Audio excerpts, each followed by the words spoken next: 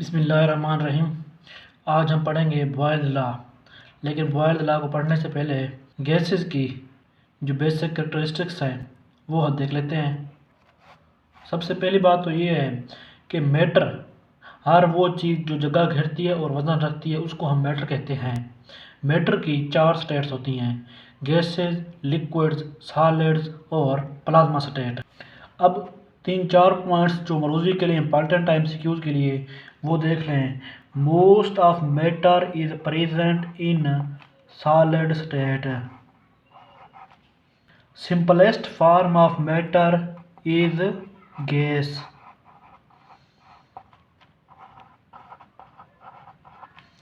Liquids are less common than solids and gases.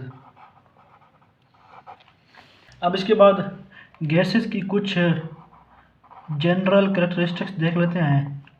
सबसे पहला point, gases की ना तो कोई डेफिनेट शेप होती है और ना ही गैसेस की डेफिनेट वॉल्यूम होता है। नो डेफिनेट शेप और नो डेफिनेट वॉल्यूम। गैसेस को जिस कंटेनर में भी डाल देंगे वो उस कंटेनर के हिसाब से अपनी शेप को चेंज कर लेता है। जो गैसेस का वॉल्यूम है वो उस कंटेनर का वॉल्यूम होता है। जितना कंटेनर का वॉल्यूम होगा उतना ही वो गैसेस का वॉल्यूम होगा।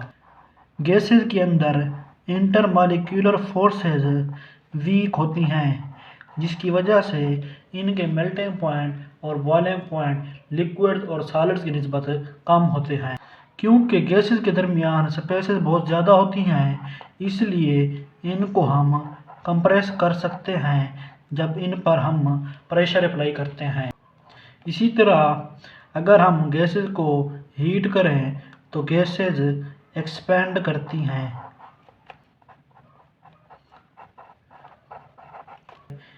गैसेस की ये प्रॉपर्टी है कि ये डिफ्यूजन और एफ्यूजन शो करते हैं।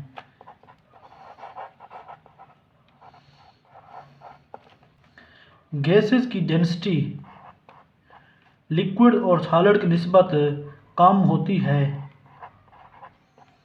जिस तरह आइस की डेंसिटी वाटर के मुकाबले में कम होती है, वो वाटर पर फ्लो करती है, वैसे ही गैसेस की डेंसिटी कम होने की वजह से ये लिक्विड्स में सरफेस पर आने की कोशिश करते हैं। जब गैसेस को सडन एक्सपेंड किया जाए तो वो कूलिंग काज करते हैं। Sudden expansion of gas causes cooling, जिसको हम जोल थॉमसन इफेक्ट कहते हैं। जोल थॉमसन इफेक्ट कहते हैं। गैसेस की ये क्वालिटी है कि ये कोलिजन शो करते हैं विद गैस मॉलिक्यूल और with the walls of container. अब आते हैं प्रेशर पर। What is pressure? प्रेशर को समझने के लिए ये आप इस तरह देख लें, ये एक कंटेनर है, सपोज कर लेते हैं।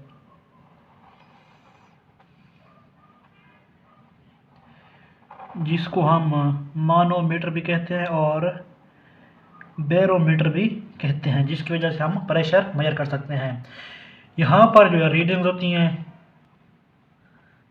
सेंटीमीटर में और मिलीमीटर में।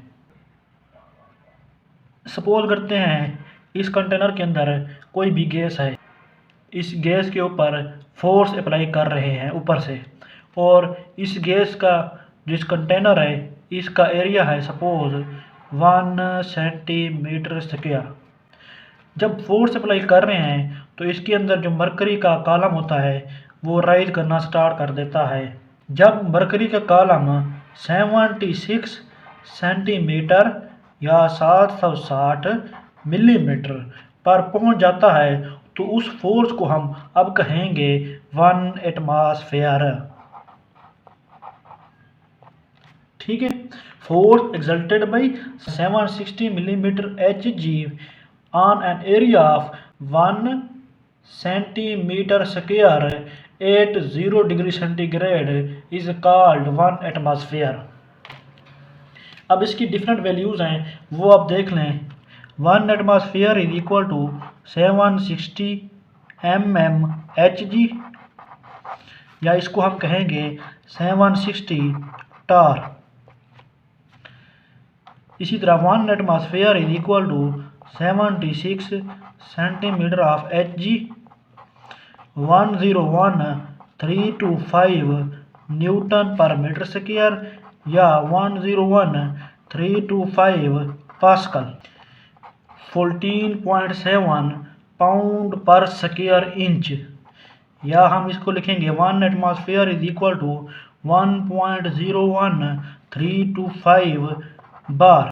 जो पाउंड पर स्क्वायर इंच है, ये वाला यूनिट हम यूज़ करते हैं इंजीनियरिंग वर्क के लिए। इंजीनियरिंग वर्क में हम यूज़ करते हैं। और जो मिली बार वाला यूनिट है, ये मेटीरियोलॉजिस्ट इस्तेमाल करते हैं। मेटीरियोलॉजिस्ट इसको इस्तेमाल करते हैं। अब आते हैं हमारे मेन टॉपिक पर, वो है बॉयल्स लॉ।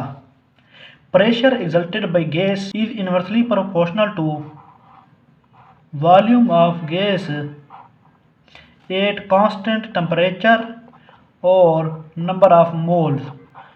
अगर इन दोनों को हम कांस्टेंट रख दें तो pressure of gas inversely proportional to volume है।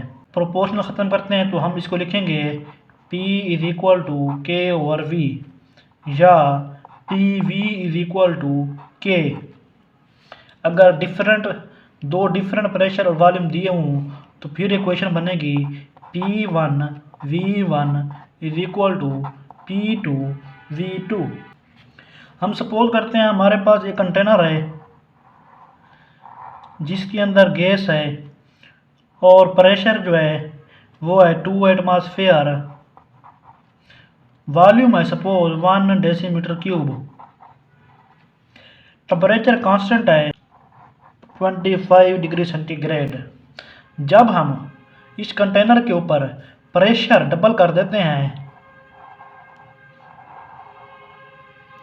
2 की बजाय अब हमने प्रेशर कर दिया है 4 एटमॉस्फेयर, तो बॉयल्स लॉ के मुताबिक वॉल्यूम जो है वो हाफ हो जाएगा, 1/2 डेसीमीटर क्यूब हो जाएगा।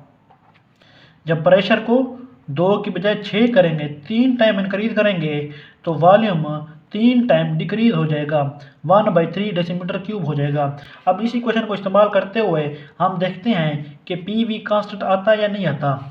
सबसे पहले ये देख लें, P कितना है, P1 2 और V1 कितना है 1। इसी तरह आप तो यहाँ पर देखें P2 कितना है 4 और V2 कितना है 1/2। इसी तरह अगर तीसरी कंडीशन होती तो वहाँ पर P3 6 होता और V3 3 होता। तो आप देखें यहाँ पर 2, यहाँ पर 2 और यहाँ पर 2। अब आते हैं बॉयल्स लॉ के ग्राफ्स पर। सबसे पहला जो ग्राफ है वो हम ड्रा कर रहे हैं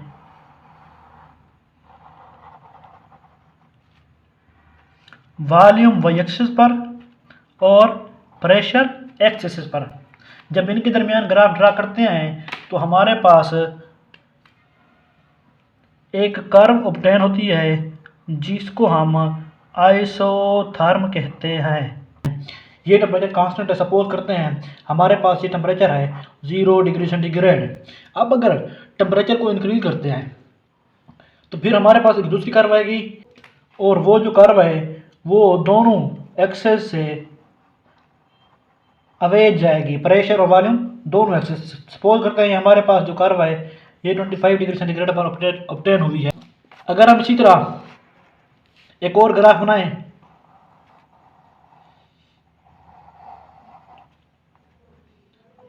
प्रेशर और इनवर्स ऑफ वॉल्यूम, तो इसमें हमें स्ट्रेट लाइन ऑब्टेन होती है, इंक्लाइंड स्ट्रेट लाइन ऑब्टेन होती है। और ये हम सपोज करते हैं कोई भी टेम्परेचर है और वो टेम्परेचर हमने कांस्टेंट रखा था। अब यहाँ पर देखें तो इसका क्या मतलब है, जब प्रेशर 0 हो रहा है तो इसका क्या मतलब है, वॉल्यूम इतना इंक्रीज हो गया है कि उसका इन्वर्स जो है वो भी 0 हो गया है। अगर टेम्परेचर को दोबारा इंक्रीज करते हैं तो हमारे पास एक दूसरी स्ट्रेट लाइन ऑब्टेन होगी जो क्लोजर टू प्रेशर एक्सेस होगी, जो वाई एक्सेस के करीब जाएगी।